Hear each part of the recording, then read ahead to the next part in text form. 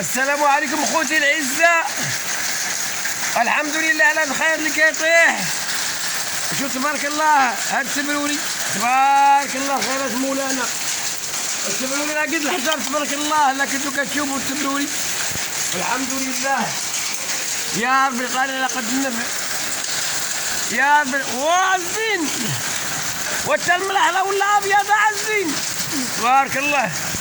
حنا كنصوروا لكم بوضوح لا ممكن يبان لكم تبروري تبارك الله. شو راه ابيض شوف والتعزي راه سهل القضيه راه فينا تبارك الله.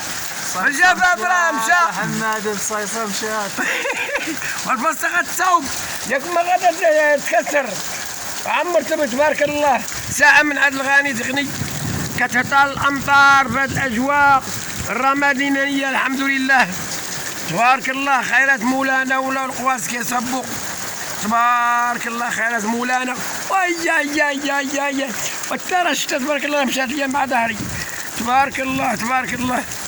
الحمد لله الحمد لله يا ربي لقينا لقد النبع.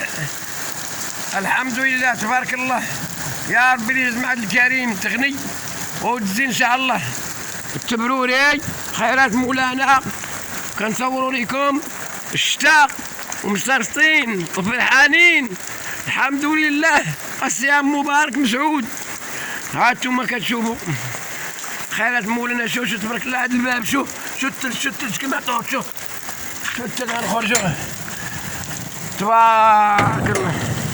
خيرات مال الواد دايز الله تبارك الله تبارك الله. الحمله دايزه والزرع غيولي مزيانه. الزرع مسقي ومسقي من البير مولا ساقي تبارك الله. غيكون داكشي مزيان قدام المحل عندي قدام المحل فين كانت واجد تبارك الله. خيرات مولانا هذه اللهم اسقنا بالغيث ولا جعلنا من القانطين. شنو هذا راه دايز تبارك الله. راه ممكن نقرب شويه الصوره تبارك الله. خيرات مولانا والله السعزين والله لا ريح الله وما بقاش البلاد يخمم بارك الله.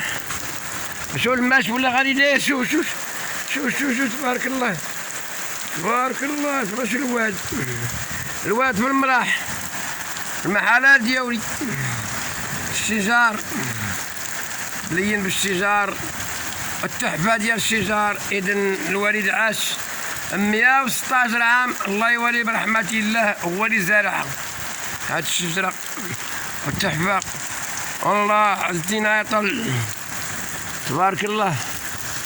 الحمد لله خيرات مولانا الله بارك الله.